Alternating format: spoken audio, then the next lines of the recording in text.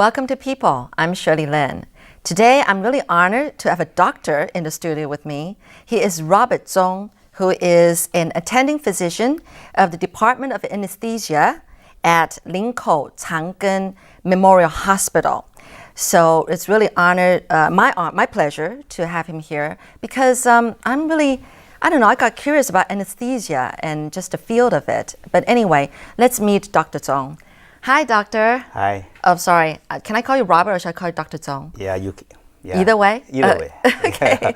All right. Well, Robert, it's really honored to have you here and willing to talk to me about, things that normal people don't know much about, anesthesia for that matter.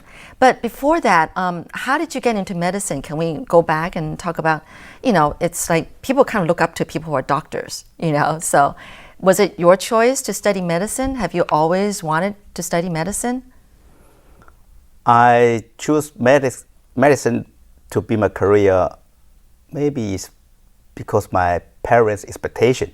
One of those typical Taiwanese families. Yeah, and I chose anesthesia to be my medical career. It's based on some reasons. First, I don't like to face patients in outpatient clinics every day, so I might step back to be a second-line doctor. But among the second-line doctors, there are pathologists, radiologists, or anesthesiologists. But anesthesiologist is a kind, the job is dynamic. You need to learn some skill, so many. You need to move your hands and you walk around. So I think it's more dynamic. It's a job more dynamic, and also you need to learn pharmacology, anatomy. So it's quite interesting. And the other advantage of the career is when you leave the office, you don't need to worry about your patients. Let the surgeons to worry about their patients. So it's a very clear-cut job. As a doctor of anesthesia? Yeah, so I think that's why I chose anesthesia to be my career. Okay, now that's a really hard word to say. So I don't know how many times you're going to say it throughout the interview, anesthesia. But the thing is that maybe for our viewers or our listeners, it's just that the way things are in the education system in Taiwan, it kind of depends on whether you've always been a good student, you've got good grades in school, and that puts you, whether to study medicine or study law. But obviously, most Taiwanese parents would like to see their children study somewhere up there, like medicine or law, and anything that kind of requires high grades, okay? And then getting into top schools. And so I'm assuming, Robert, that you are one good student, an A student probably, and when you were younger. So that's why. Not bad. Not bad, okay. You admit you weren't bad. So, but you wanted to study medicine, or it was mostly because your parents wanted you to? Actually, when the second year in medical school, I want to transfer to art school, I want to study economics instead of medicine. Really? That's why I studied economics? Yeah. No, you should be happy you stay with medicine. Right. Yeah. But because at the time, just for the previous years, we learned the anatomy. Anatomy is a quite boring course, so very boring object. Not according to my daughter. So I think, do I need to, go further 5 years in this kind of boring school, boring objects? So I think maybe I just to pick up other school or other objects, other major, right? Right. And at that time, I learned some foreign correspondence. The 联合报, So United Daily? I often read the article the guy wrote. So I think that's a good job to live outside the country and to do some job you like to do. So that's good.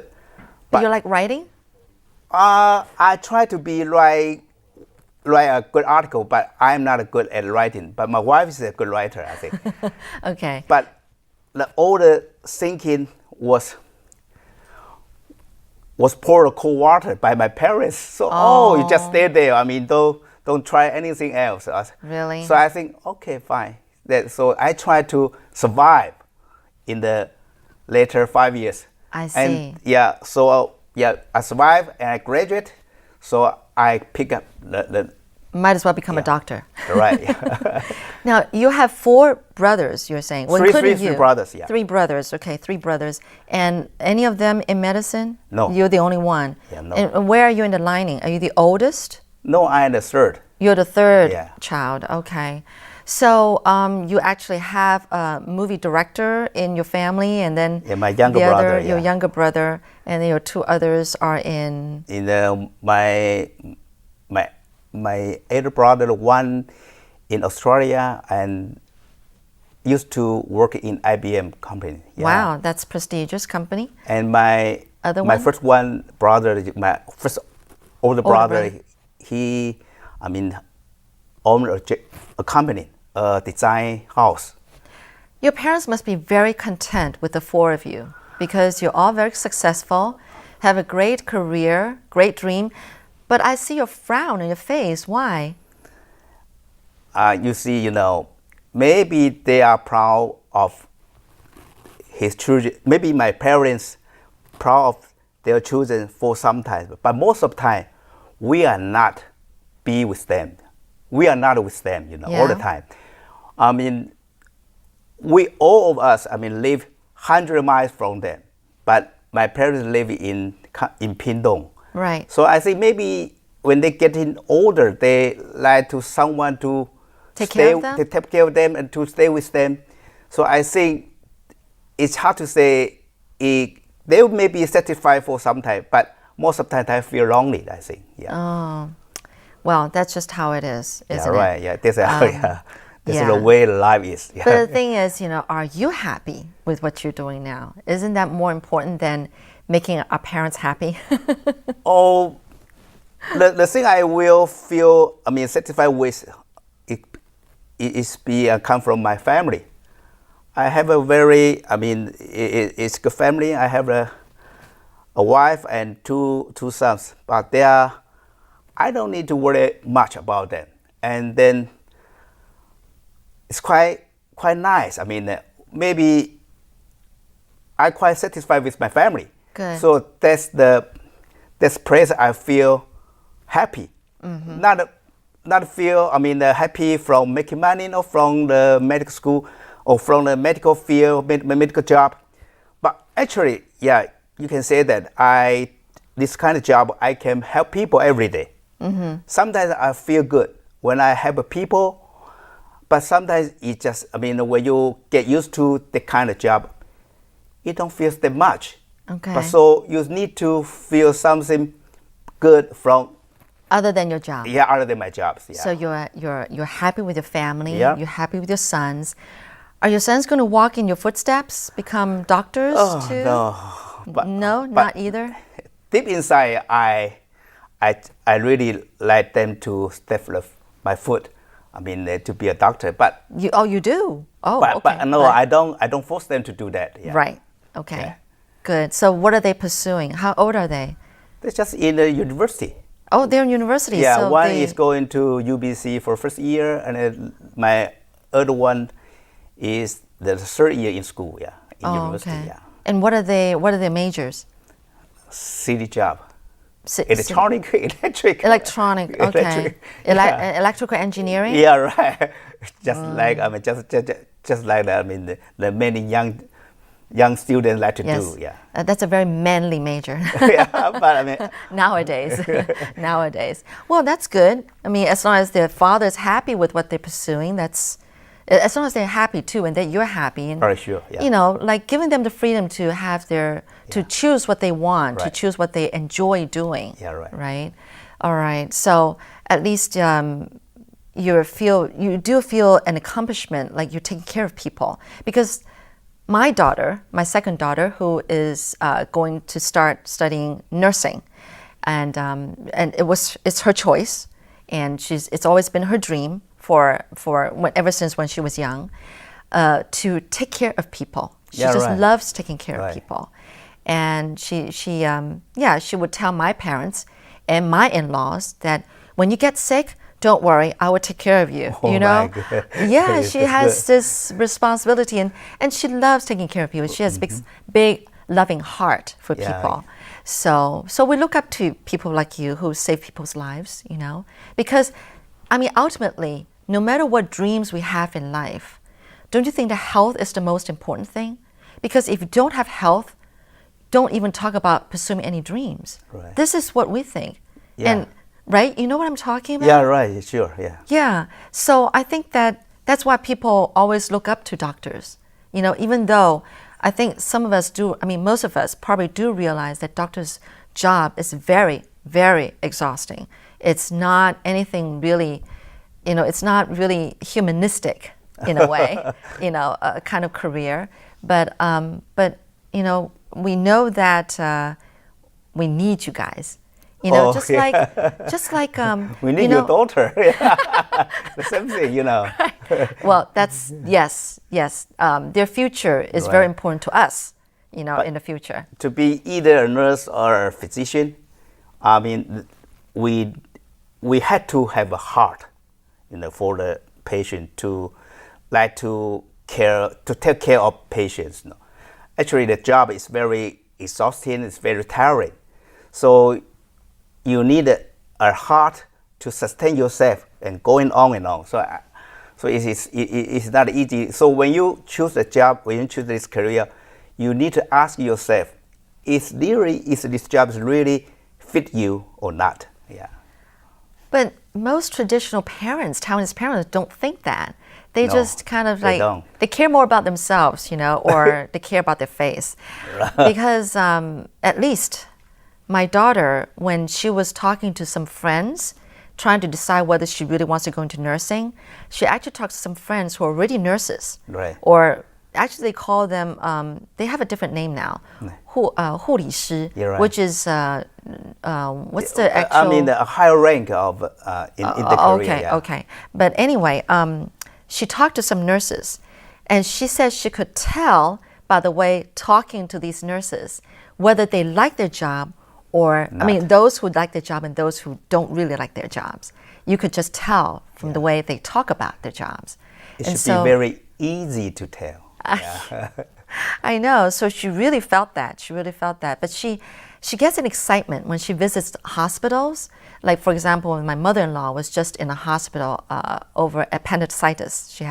She's like in her 70s, and she got appendicitis. And she was in a hospital. She watched these nurses. She got excited about what they're doing, you know. And I'm going like, this is going to be a tiring job. You know, I kept telling her. But then she says, no, I'm really sure what I want to do. You know, I think this is really for me. So after 3 or 4 or 5 times of these, like really sit down, talk with her, we decided that we would just support her 100% what she really wants for herself. And she knows that she really wants to do this, you know, study nursing. I know that before she went to like 2 medical camps. She loved them. Oh, yeah. She loved them. But the thing though, she's afraid of seeing blood. And I'm going, how can you be a doctor or be a nurse if you're afraid of seeing blood? I mean, she will get used to it. I mean, very soon. Really? Yeah. Okay. Well, anyway, so much about talking about, you know, medicine and studying to become a doctor and all that. Let's really go into your field of anesthesia. Now, the reason why I really want to interview a doctor like you is because I was in this conversation with our director about anesthesia and how he was saying that, you know, when someone's under anesthesia and you ask him or her any question during that time while he or she is under coma, so to speak, you can ask them for passwords of the bank accounts and they'll tell you while they're under anesthesia. Is this true? I'm so curious knowing about this. You've heard of people who ask you questions like this, right? No. No? It's not right. Is it true? It is about sedation.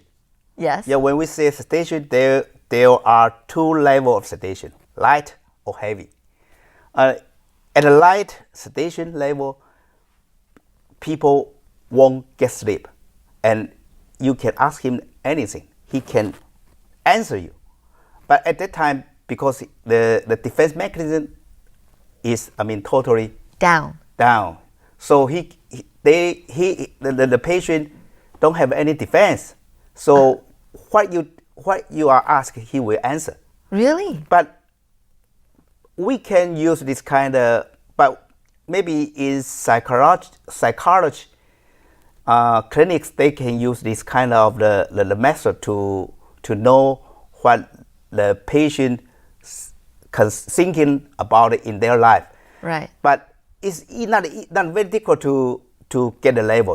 We just inject the sedatives little by little. Okay. Until he start to talk. It's very similar to the people drinking alcohol. When you drink a certain amount of alcohol, the guy will be talkative, right? Right. And Yeah. cannot stop talking. But when we inject more, he falls asleep, and then he will not respond to your questions. So actually, it's a matter of the sedation level. Okay. It's not in coma. When people in coma, they don't answer anything. Yeah. Oh, I see. Yeah. Wow. So does that mean that if police got a criminal and they want to get some truth out of the criminal, under interrogation, if you were to put him on certain level sedative, then maybe he would tell the truth? No, it is illegal. It's illegal for policemen to use this kind of the method to have